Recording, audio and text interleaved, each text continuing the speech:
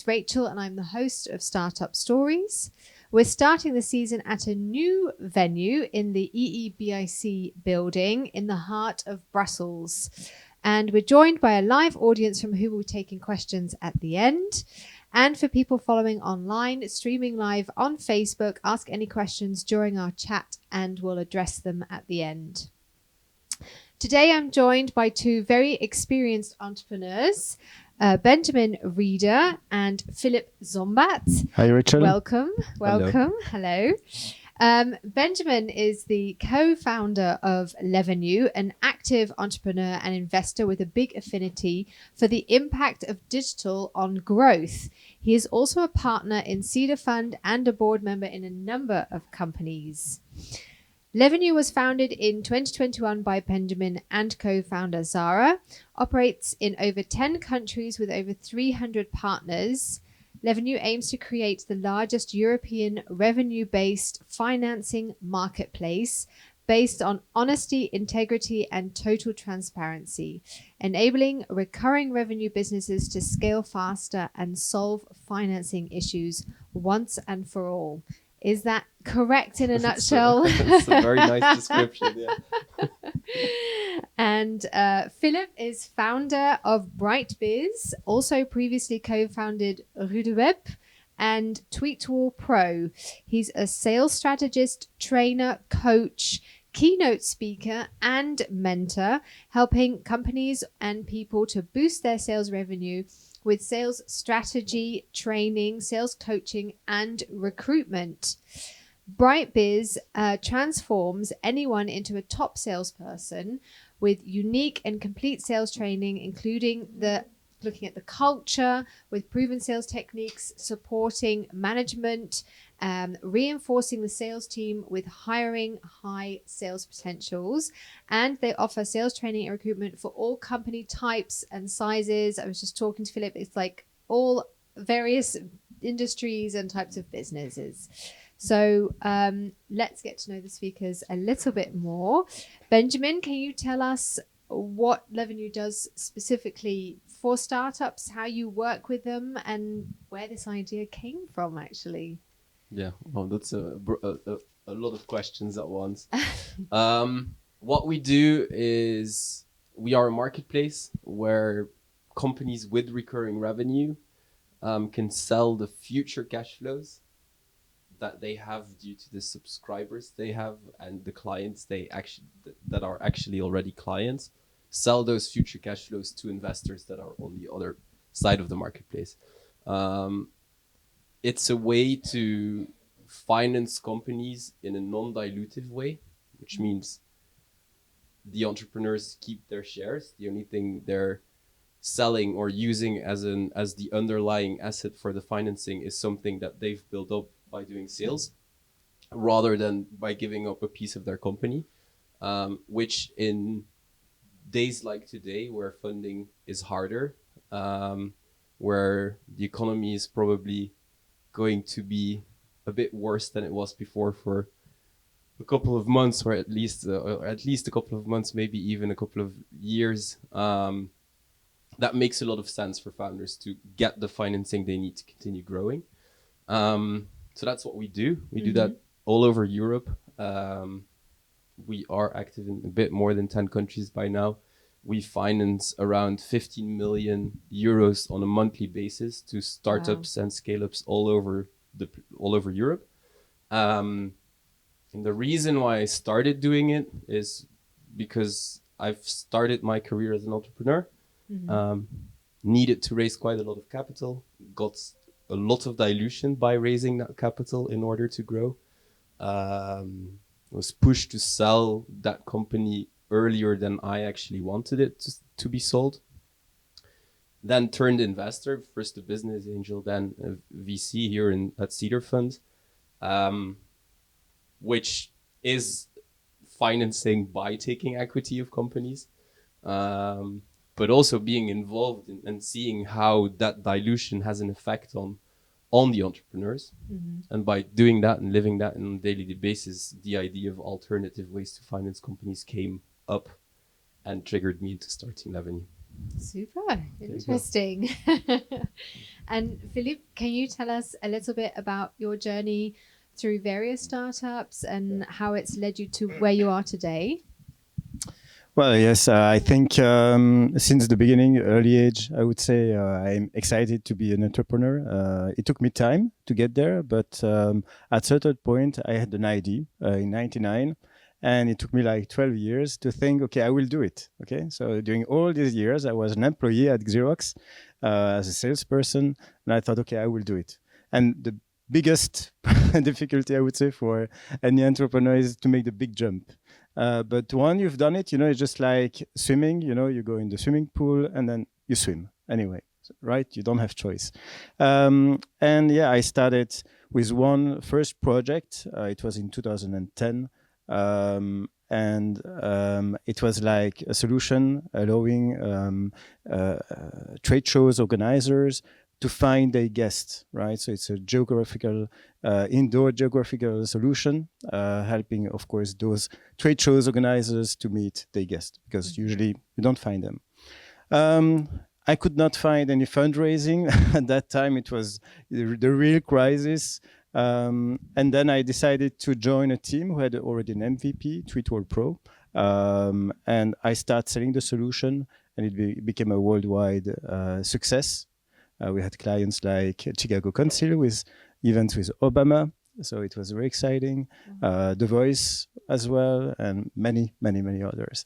And yeah, I'm very passionate about entrepreneurship. And yeah, that's how, you have to start with motivation, actually. Yeah. So when you get the motivation, you have the idea, and you have the the guts to do it, then you do it. That's a big thing that I always hear, having the guts The to guts. really just to actually do it. It's one thing to have the idea and then see something and think, yeah, but then actually really going for it. That's a big part of it. What has your experience been, Philippe, with startups particularly then? Because, you work for a very broad audience of types of companies. But with startups then specifically in founding them, working with them in BrightBiz, for example? Yes, we have a lot of passion for entrepreneurs, because we understand, and since the beginning, I agree with you that when you start a startup, it's better to sell by yourself to get cash flow from your sales, instead of asking for funds and getting diluted. So that's what I've been doing at Tweetworld Pro. And actually, that's the best advice I would give to any entrepreneur. And that's why with BrightBiz, because I noticed that during the time I was in the entrepreneurship, I was myself at Tweetworld Pro. I thought, okay, I want to help many others. Which I did. So hopefully, you need sometimes to get fundraising to go faster, further. But at a certain point, if you can self-raise yourself by doing sales, then that's just perfect. That's what I'm doing since 10 years. And I'm very excited because it's really, really working. Any startups investing €1 in sales, normally it should be 10 times, 100 times. And that's really the magic of what I'm doing, actually. Yeah. Okay. Interesting. So you both said you mentioned from the get-go, we're an entrepreneur. Philippe, it took you a little bit longer, but what is it that, I just never found someone who wanted to hire me, I think. More of an obligation than anything else. But what made you stick with it? What do you love about it? What do I love about it? It's having destiny in your own hands on one side, and really being able to make the impact you really want. I think if I imagine myself in a bigger organization where strategy and goals are set by a number of other people, you have to stay within that little box that they create for you. And that's just something I wouldn't or couldn't do. Mm-hmm. So having the freedom to really go where your vision is, find people who stand behind that same vision and do it together with those people is one of the nicest experiences that there exists. Nice. Yeah. And for you, Philippe, what is it that you love so much about being an entrepreneur? Well, I think most of the time, you have certain freedom, but of course, not just like the freedom you think about. It's just not like, okay, you work 2 hours a day. It's a freedom to do whatever you feel, whatever you want to achieve. The vision, I think it's very important. What vision you want for yourself, for your company, you can apply it and work every day. It's, it's not a job. It's a passion. When you are passionate about something, it's not a job anymore. Of course, you still need to have a balance in the life, and that's something we need to manage because our life is our passion, and our passion is our baby, right? And but still, myself, I have a baby, so I have to take care of it as well. And so you need to manage that. But at the end of the day, if you're happy, you can make it happen. Nice. So you already mentioned a little challenge in the balance of things for you, but what did you say is the biggest challenge behind the freedom and? Yeah, it's as it is part of who you are rather than where do I go to make my money, which for me is the definition of a job. It's a piece of who you are. So balancing that out with other pieces of who you are is not the easiest thing. Mm-hmm. So I completely agree with what Philippe says. It's a hard challenge. Yeah. Okay, on to a first topic, more specifically about financing, because Benjamin, with a finance marketplace as a business, super interested to know, like, what trends do you see there that you can share with us, that you're... Yeah, that I'm seeing? Yeah, that you're coming across. So I think that over the last couple of months, there's been a lot that started to change. I already spoke about the economy going south, and that has a super big impact on the way investors, professional investors, but any type of investors, look at the risk involved with financing early stage startups. Money was free until a couple of months ago. So the risk of investing in risky assets like early stage startups was low, pretty low. And people needed to find a way to make their capital or have a positive yield on their capital, which is why a lot of money went into VC and early stage investments. That is changing right now, and it's changing at a very quick pace. So everyone's recalibrating. But the thing is that not that many people remember how it was to live in a world where the interest rate was at 0%. So no one actually knows what to do. And the reaction then becomes, I'm just going to stop whatever I was doing and I'll see what happens. But I'll definitely not be the first one to just start deploying money again. So that is from the investors that invest in funds that then on their turn invest in startups. On the other side, the VCs still have a lot of money sitting in their bank accounts that they want to deploy, but they can't really deploy it, or they don't know at what valuation. So the people, and I'm part of an early stage tech fund. There is money, we have commitments. The big challenge is now, how do we value? Because we can't value at the same valuations we were valuing a couple of months ago, which makes us very hesitant. Mm-hmm. And probably the only things we would do or are open to do are the things that are super buzzy, like AI, for example, is now like the safe place to put your money because everyone's doing it, and there will eventually be something that comes out of it. But from an investment perspective, it's probably not the best choice to be making. The best choice to be making right now is, I'm going to sit on my money, I'm going to see where the economy goes to. And in the meantime, the only thing I'm going to finance is stuff that I really understand and stuff that will bring positive cash flows in a very short period of time. Which means that everyone who has an idea that needs 3, 4, 5 years without generating any cash flows is going to have a very hard time getting financing. Yeah. And thus, and then I come back to what Philippe said earlier, the only thing you can do is finance yourself based on your cash flows rather than going out and finding money somewhere. Yeah. So you have to really prove yourself through selling that you have this viable product that is, it's not, that lessens the risk. I think any investors just want to see traction anyway.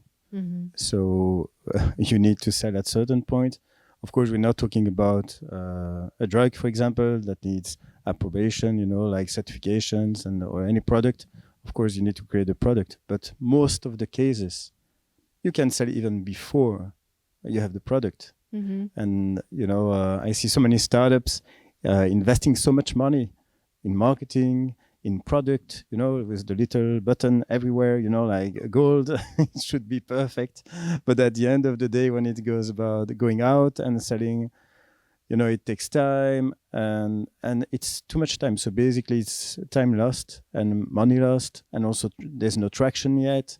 So I think that should be something that in the US, they understand that very well. You need to sell first. Yeah. And I think still here, the culture is not yet, we are going into that direction, but I can feel there's still hesitancy around that. And that's pity, because if you could demonstrate traction and you have already cash flow, I think investor would be less hesitant about investing. And also you'll be less diluted. At the end of the day, everybody wins, right? Yeah, and one more thing right now, or in the last couple of years, a good early stage entrepreneur was an entrepreneur who spent most of his time selling to investors, selling the shares of his company to investors.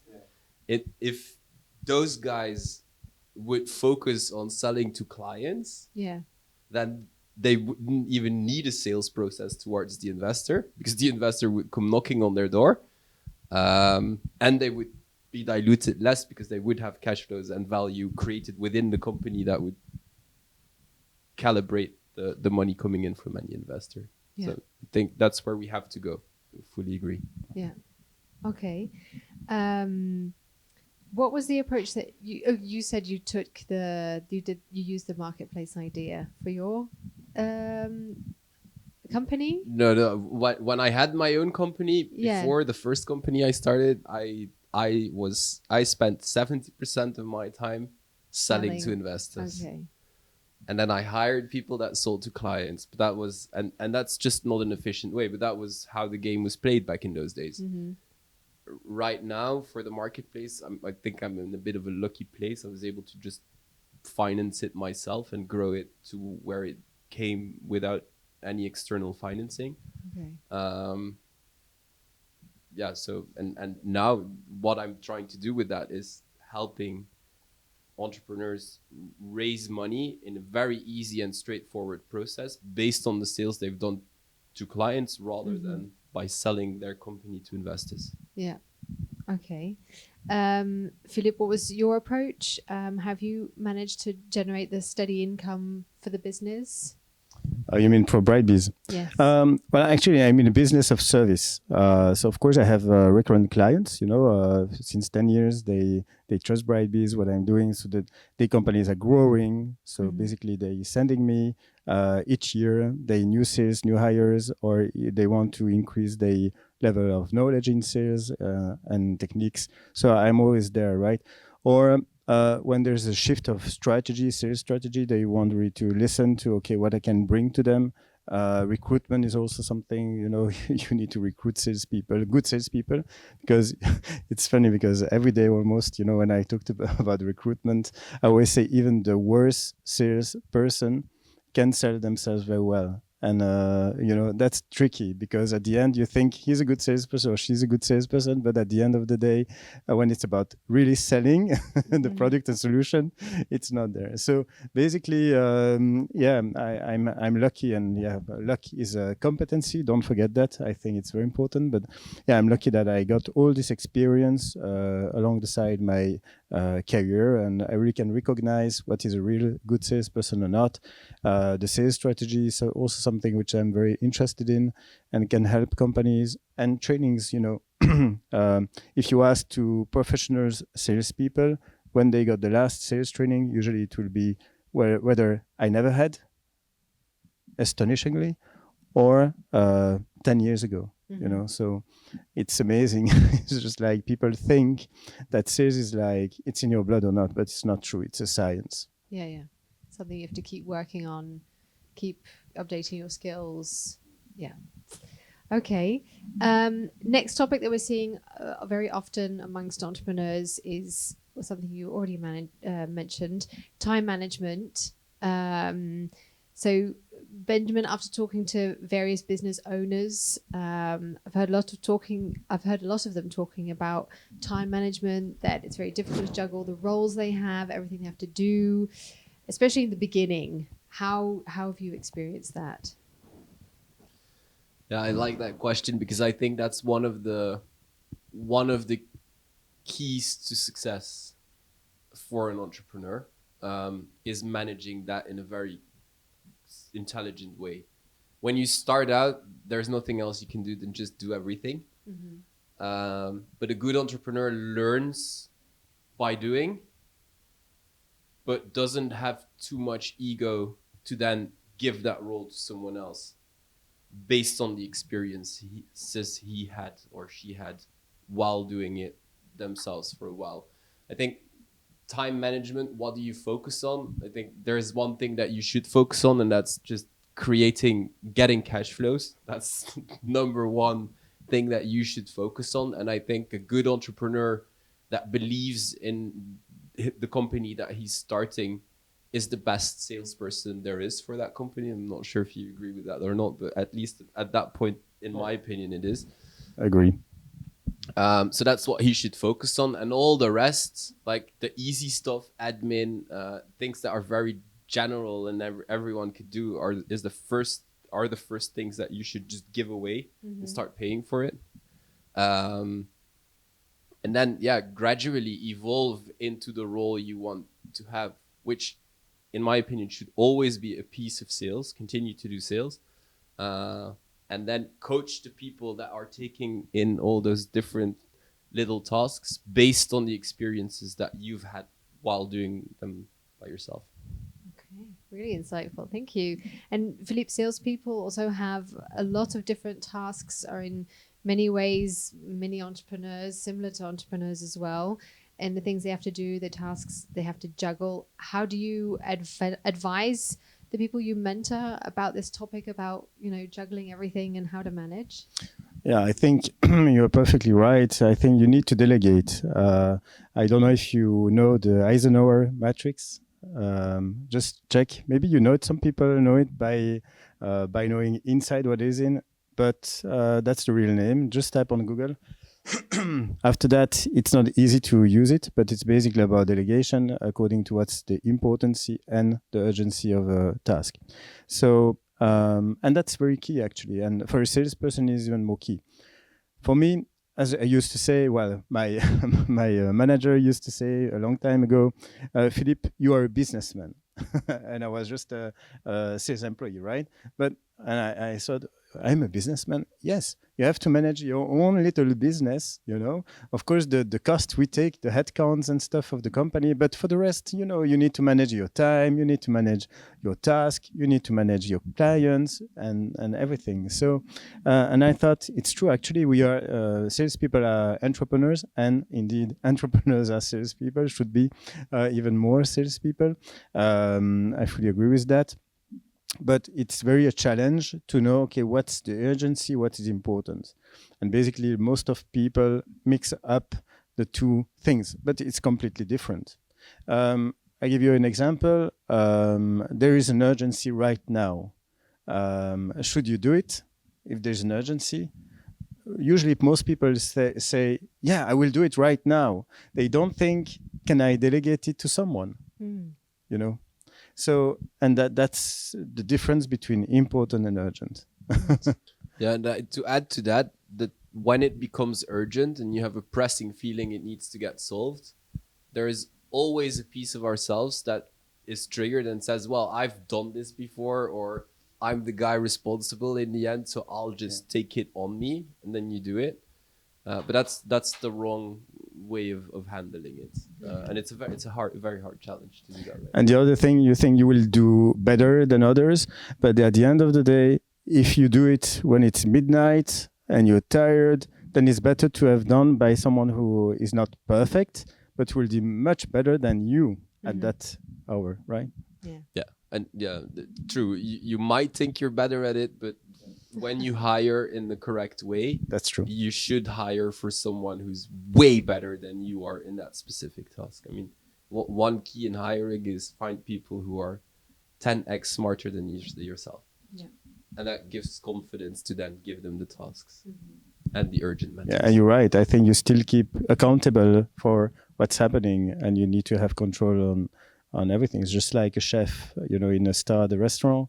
He checked everything which is going out in the restaurant, right? Just doing the last check, quality check, and then it goes out. That's what you should be doing. Right. Benjamin, also think a lot of the audience are people with ideas, but don't know how to make those very first steps. They're often still working, maybe studying, not sure how to combine, when to jump, as they say, and go full in. It's always a question of staying in the job to have some steady income, but not being as focused as you can on your idea, on your business, or going full in and being able to give all your time and make it grow as fast as possible. How do you do it? What do you see in the various startups that you come in contact with? How do I do it? I just jump. I'm not certain if that's the right answer. I think, again, like being an entrepreneur is a piece of who you are. It's not what you are entirely, or it shouldn't be, at least, although sometimes you would want it to be. So if you have a house to pay and kids to feed, I mean, that's just reality. And being an entrepreneur is being real as well. I mean, you can't just go live the dream and take too much risk with stuff that is probably even more important than the business you might want to start. So I think the important thing is being able to partially jump. Just go ahead, and working on an idea is great, and it might give you a lot of energy, but the proof of the pudding is in the eating, as they say. So go sell it. And that's the thing. Like, you have an idea, build a basic thing, but the first thing you should start with is just by pitching it to potential users and potential clients. And if you can't do that, then you're not doing a good job as an entrepreneur. So I would, like, if you have to do it while studying or while maintaining the job you have, go ahead, do that. But then focus on what's really important. And that's going out, seeing potential clients and potential users of whatever you're building. And that will gradually, or should, if it's a good idea, it should gradually bring you to being able to say goodbye to the job or the study or the kids and the wife. That's also a possibility. Yeah. Okay. Super interesting. On a final topic, expertise and network building. Philippe, interesting to know, how have you built your network around you? How have you found the right people to help you? How have you decided what to delegate, what to keep doing yourself? Yes, well, and that's the funny thing I just noticed now. But when you start being an employee or stuff, you think, well, I need to start from scratch. I don't know anyone. I just finished my study, and then you're a bit jealous of people, who just call someone and make the sale, for example, or have everything, at the hand. For me, it was not the case. And I needed to build this of course network around me. So of course you have your friends, but then you need to start in the professional life. What is very important is to take care of people most of the time, so that they will remember you, and always be good to them. And someday or another they will call you back, or when they need you, or when you need them, you can contact them. The very difficult thing, of course, is keeping contact with people. So I think like the social media can help a lot in there. So I have many friends on Facebook, or just maybe clients on Facebook, on LinkedIn as well. So you need to keep on adding people. At least you don't lose track, and they don't lose track from your life and what you're doing, and they heard. So it's a very good way to do it. Then adding new people, depending on your job, of course, but it's good to go to networking events, meet new people, go outside of your bubble, you know, which is not easy always. You need to find a time for that. But then, you know, it's really worth it. And then at certain point, and you're right, you need to find the best people to delegate, which is not always easy. You need to have enough money to pay them, because if they are very good, they have higher expectations in terms of salary and other things. You know, maybe some people will say, I can work for you, but I stop at 4 p.m. What do? You know, so you have at certain point to do some trade-offs, whether in terms of the quality of the person or the salary or other things. But at the end of the day, you need to have a strategy and try to stick on it. So yes, I would say being in touch with everyone at every day is not possible, but you need to, when you think, this is something I heard, like, personally, I don't take the time, but I should take the time. So nobody's perfect, and I can recognize that. If you don't recognize, you cannot improve yourself. But I heard someone, it's a good idea. Every morning, you take 10 minutes to message to someone in your network on LinkedIn. You know, why not? Okay, that's a good idea. Going to networking or whatever. Or when you think about someone, you know, in the January, you know, you could say Happy New Year to anyone. So when you think about someone, just pick up the phone and call and say Happy New Year. You know, don't put on the list. Do it. At the end of the day, that's about it. Yeah. Okay. It's a hard thing to network and to be very connected and stay connected to a lot of people. I always tell the same, because I'm really bad at it, in all honesty. But I always tell the same story about a guy. I was driving, I received a call from, and I reckon the name came up, like it was 3 years ago. It had been 3 years since I've heard that person. So I pick up, and the guy just says, "Hey, when I'm in the car, I always scroll to my phone through my phone book, and I randomly click on the person and just call. So here I am. How are you?" That's an amazing thing to do, actually, no? So yeah, you can go that, and I think that really helps. It's a good thing to do. To make sure your phone is very up to date, that you don't have any angry people in there that you suddenly start calling.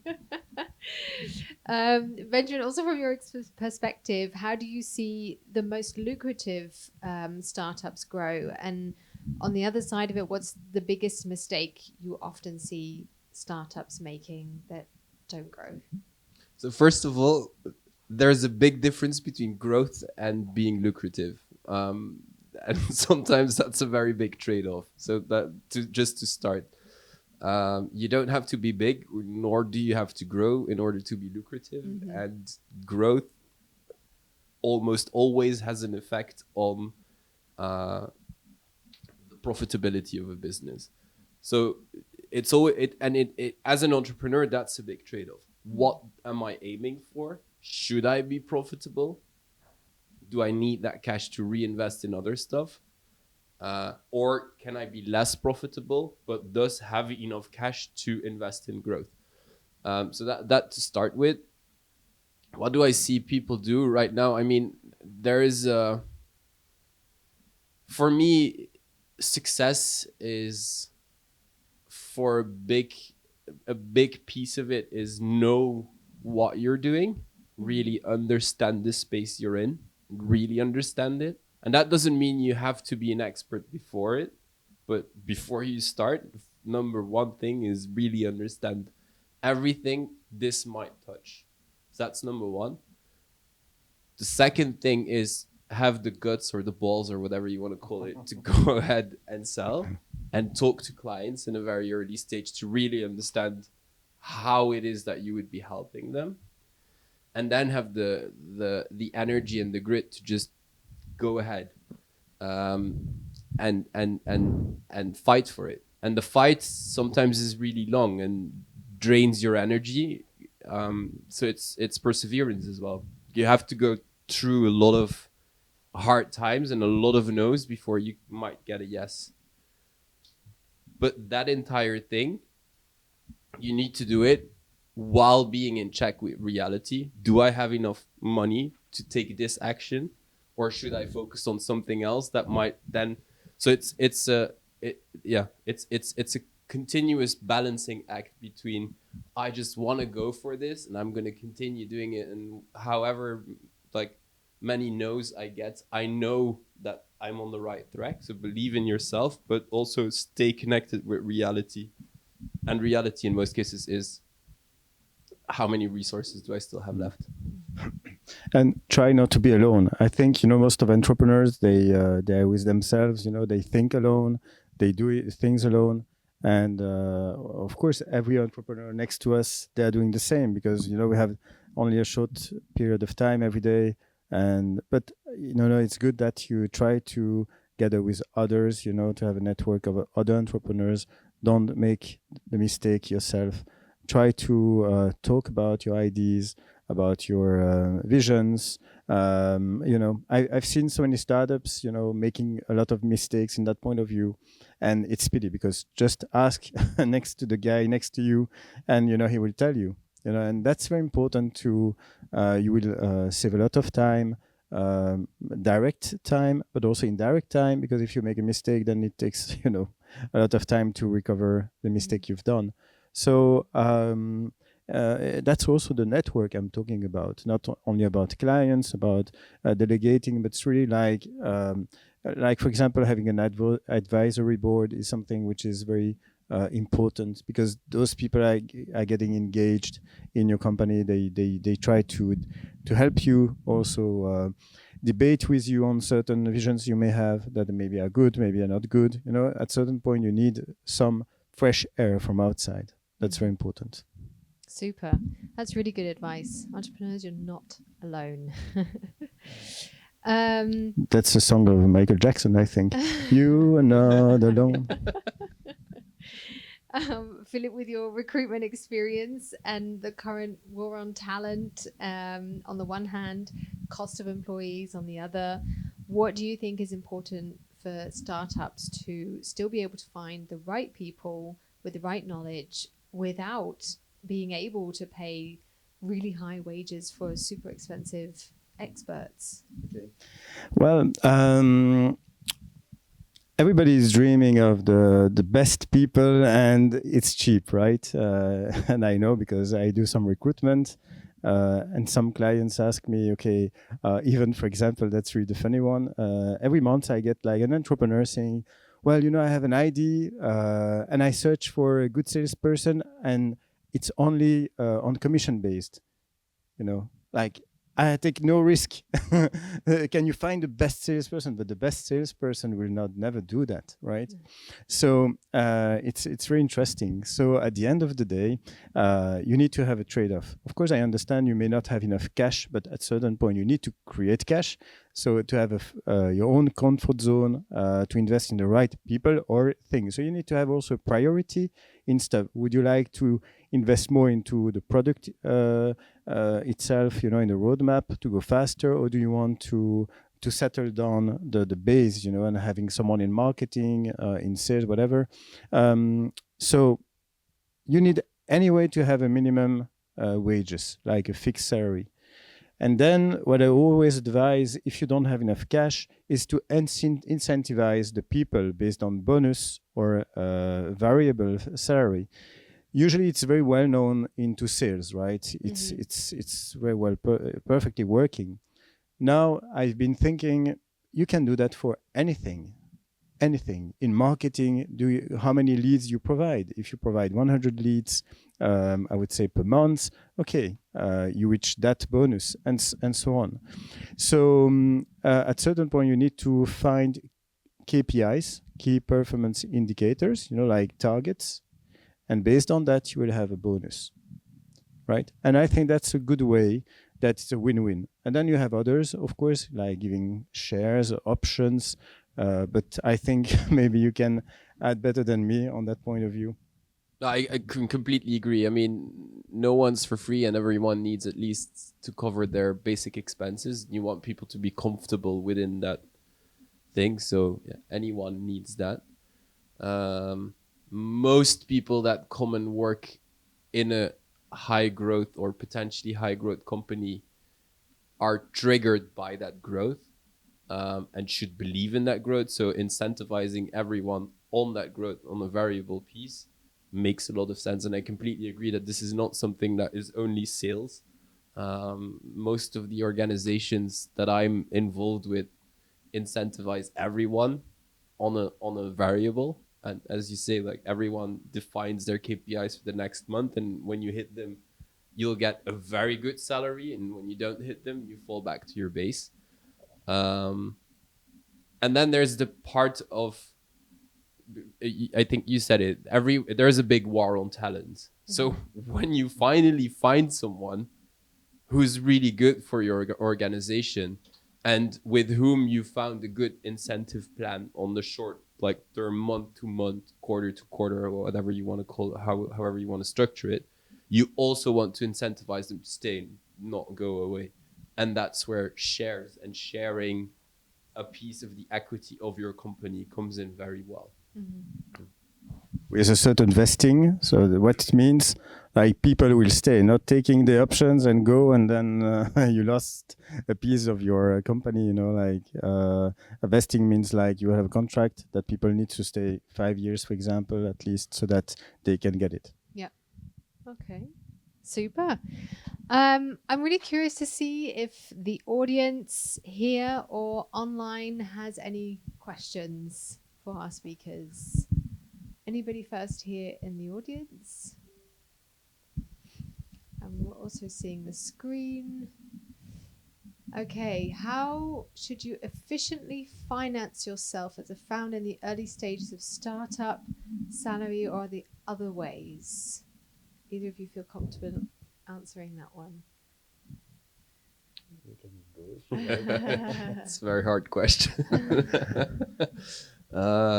Now, finance yourself is important. I mean, you have to drink and eat and sleep somewhere, even when you're a startup founder.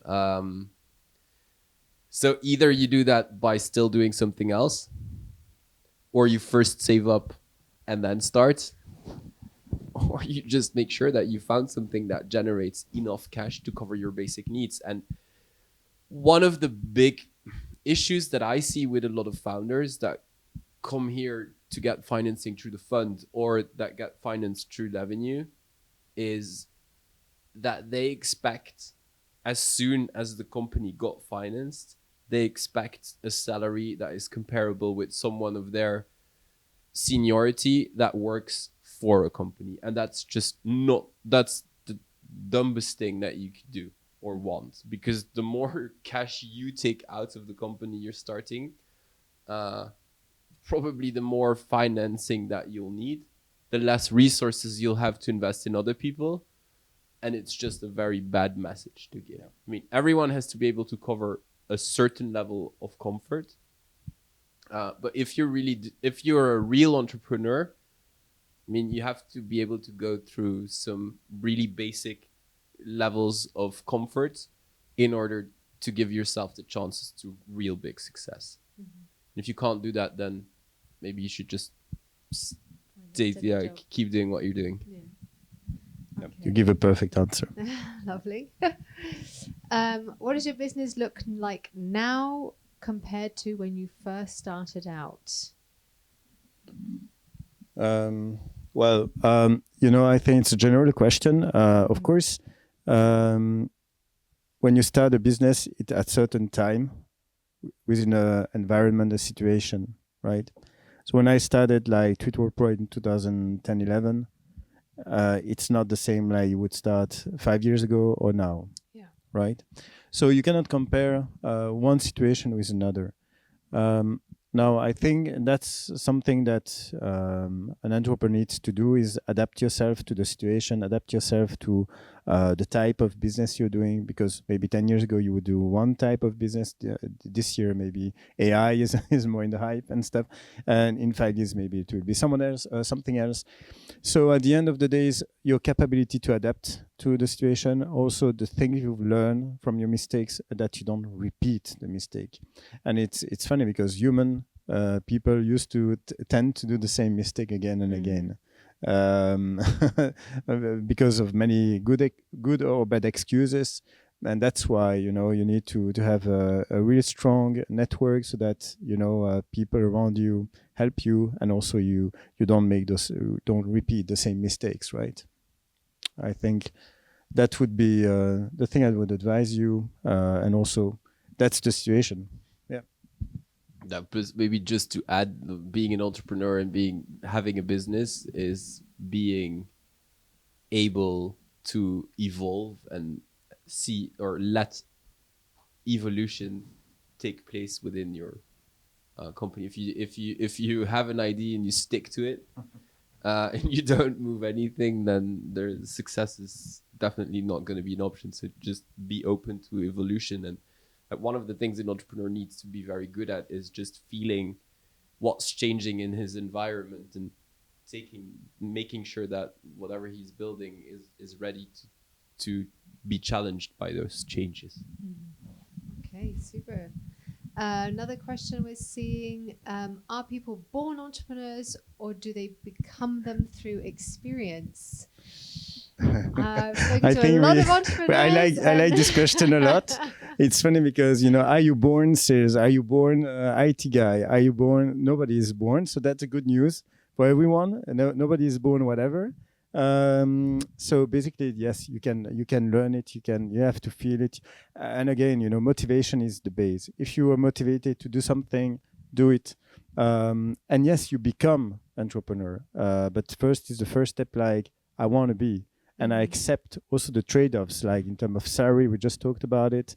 In terms of life balance, at the beginning, you don't have life, right? I remember or it is life. Yeah, exactly. Yes, exactly. I agree. Yes, that's true.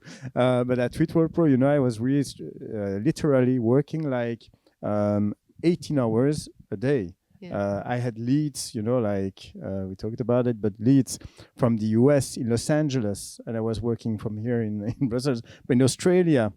So, I had to answer them quite quickly. And, so actually you need to know it. You need to be ready for that. And I agree with you. It's a choice of life that you want to do. So yes, you can become, anyone can become an entrepreneur. Yes. Mm-hmm. What I've also often heard by people sitting here is that oftentimes you don't set out with, I want to be an entrepreneur. It's because you have an idea, or, it's not like in the first place I want to be an entrepreneur. It's I have something that I want to do, to launch, to bring to the world, whatever. And that is the driver. And it's not per se, I want to be an entrepreneur. No, if the reason of you becoming an entrepreneur is because you want to be one, you're not on the good pathway, I think. However, I do believe everyone can be an entrepreneur if they find the right mission and create the right vision for themselves to do it. Mm-hmm. There is, I think, a piece that is within someone's genes. I mean, some people are just less stress resistant than others are. So that plays a role. I mean, I think the best entrepreneurs are just able to withstand a lot of stress and have a lot of perseverance, which I do believe is a part like of your genes as well. But that doesn't mean that not anyone can be a very successful entrepreneur. But then you can do yoga. Yeah. I agree. That's also that has to be in your genes as well. Yeah. I'm not flexible enough for yoga. Same for me. How much did school help you in founding your business? Would you skip it or still attend it if you made the choice again? Oh, I like that one. Yeah, good question. I haven't had that one before. Thank you, Borek.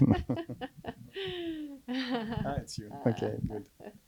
I never went to school, so the worst person to I'm a good example because my mother always forced me to do studies. I think, because it's funny, I got like an entrepreneur like 2 weeks ago. If he is watching us, he will recognize himself.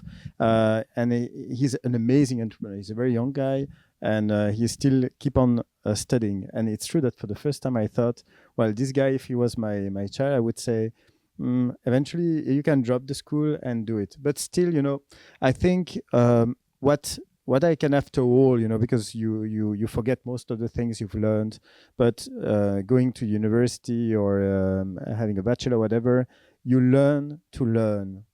And that's key, you learn to think, to organize, to structure, and yes, some people can do them by themselves, they can learn by experience, and that's great, but I think most of the people are not ready for that. They don't know, so it's basically a certain experience that helps you in the future anyway.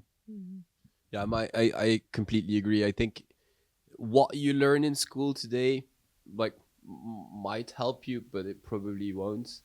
The process of going through a lot of information and being able to do stuff with it, like actively do stuff and think about what you're reading and learning and studying, that process is super important. Because if you're not open to learn and process a lot of information to just like become better and really understand the space you're working in, then again, you're set up for failure. So it's important to be able to learn. And you learn also the stress. When you have a deadline, you need to study 100 pages, and 2 weeks before you didn't do it yet, and or whatever you need to work on, exercise, then you learn to do it, and there's no excuse. You're scored about that. So at the end of the day, is also a experience of life that you can't find everywhere, and school is a good base, definitely. Learn from your mistakes, and in some ways maybe even learn to fail. Yeah, I failed, at school. So and then you need to redo it, but you don't have 3 chances. That's also a part of the things, and you need to fight, you need to learn and to know, and everybody makes mistakes, everybody can fail. The ways, like the resilience you have, that's also something you learn. How you go back on track, after a failure. And that's something also you can learn at school, for example. Super. Here, a question in the audience. Go ahead. Benjamin, have you crashed into a wall at some point and you didn't know, like... Can't even count the numbers of walls I've run into. Yeah, what were those crucial moments that you really wondered? There's been a lot of them, and I think if you're doing this and you want to be an entrepreneur and build your own business, be ready to run into a lot of walls. Because that's just part of it. The entire journey of building a company and making it or turning it into something that really works and becomes its own little structure with life, and that just starts doing its thing is hitting rock bottom like a lot of times. And it might be a very cheap answer, but I really believe in this. Everything in life becomes what it is through evolution, and evolution is a process of failing and then retrying and doing it better, and that is something that you just have to accept. The quicker you're able to see to fail, and the better, actually. So try something, try it very hard, fail, and then be able to just move ahead and change direction. And have the perseverance to continue doing that until there's no more tomorrow, or if that's the correct way of saying it. I think that's what you need to do, and that's the entire process. You have to just be able and resilient to failure, and that happens. I mean, I could give 1,000 examples of that. And one thing that I advise also that goes into your direction is that you need to take decisions faster as well. Don't wait time, don't hope, don't think that tomorrow it may be better. Yes, maybe, but think well, before you don't take the action. Completely agree. I mean, yeah, being able to see, okay, this is going to failure, I pull the plug and I go somewhere else, and that's where I'm going to dedicate my energy to. Being able to say, like, we could wait for 5 more days and maybe something will fall out of the sky. That's probably just not going to happen. So be able to plug out, go somewhere else, and focus on something that you really believe in. As soon as it becomes a probability, change. Go ahead. Super, thank you. Another question online. How were you evaluating risks and whether you were very focused on risks when starting your business, or is it better to not focus on risks and just try things? Okay, so really about risk evaluation when starting out and whether you even did that or not, or you just went for it. I mean, you shouldn't be blind for risk. You shouldn't be blind for risk. So every risk should be a calculated risk. When you take a risk, it should be a calculated risk. Am I going to give up my job to start in this company? Well, I wouldn't do that if I wouldn't know that I have at least one client sitting there. That might turn into two, and then from two to wherever. But that's a calculated risk. So you definitely look at the risk, definitely recognize the risk, then take it as well. I mean, that's the entire balancing act. If you see it and it scares you, then you're never gonna evolve. But if you see it, you recognize it, and you act on that, as long as it's calculated, pay attention to it. Yeah. Well, I would say there's a famous sentence from Churchill saying that every pessimistic people see problems into opportunities, and the way around actually for the optimistic people. And so people always tend to look at risks and never take the opportunity to do something. I've met even one of my best friends. He's working as an employee. He's a director. And he thought many times like, yeah, I have a good idea and I will work. He spends like 20,000 or 40,000 euro on a project, and then he never jumped, and you see many people like that don't being able to take the risk. There's so much risk averse. They like their own comfort, and so, yes, you need to, I agree with you, like, leveraging the risk, make analysis, and don't be just like I just move on. But at the end of the day, you have to make a choice.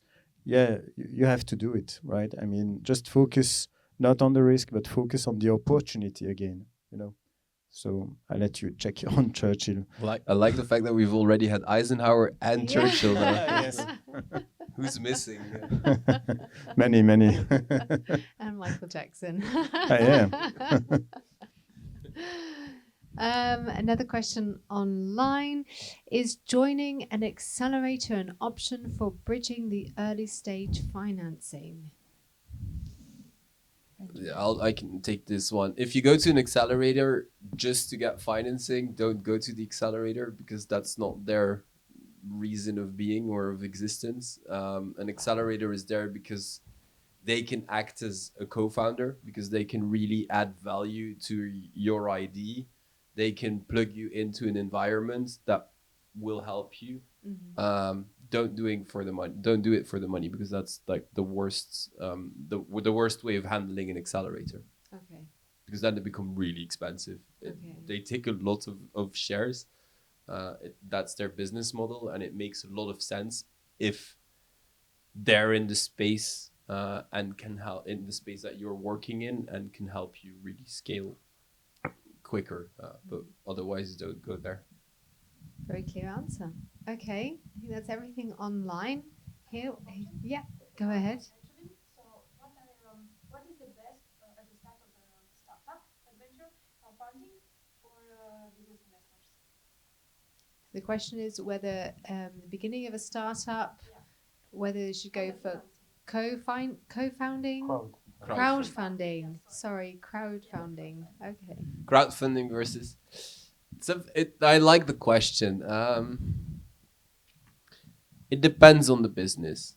That's my answer. If you are a B2C focused company, It's a product. a product that you'll sell to consumers, Yeah. then crowdsourcing, in my opinion, makes a lot of sense, because you're already getting traction, but also feedback from your potential clients. So that's for B2C. Investors, I mean, I have to defend a little bit what I've been doing here for the last couple of years. there is because I've been against dilution and everything. You want an investor, professional investor, business angel can add a lot of value to your business, but don't let him in just for his money. It's the same answer as with an accelerator. I mean, we financed. You talk about smart money. Yeah, right? yeah, smart money. We financed over 40 companies with our fund here. I mean, those guys should have never taken our money just for our money. The reason why we believe in what we're doing here is because we really believe we can add value within the certain like niches or industries that we're financing here. And I think a professional investor might be good for B2C stuff and he might be good for B2B stuff, but really recognize what his strong suit is. Don't let a guy that has only done medtech investments like invest and become part of the equity of your B2C products company, because he will probably not add that much value. So I think also the message about smart money, if you have an investor, just like he says, okay, I put 1,000 euro and I want 20% at the end, do you want that kind of guy or the other guy, he's putting 1,000 and he wants 20%, but he really wants to have a role in your company, like helping, you, because he has a network, he's motivated, he's really willing to help you. And that's what is about smart money. So if you have a choice between investors, think well about it. And I've seen also recently, I cannot say the name, of course, a startup, unfortunately, who was trapped because the investors, they had conflict of interest. So they just screwed up the startup. Today, the startup where they were invested, I will not say the number of millions, because otherwise you may know who it is, but they just liquidated the company. So be careful. Again, I talked about the co-founders, but the importance of your investors is also very important, right?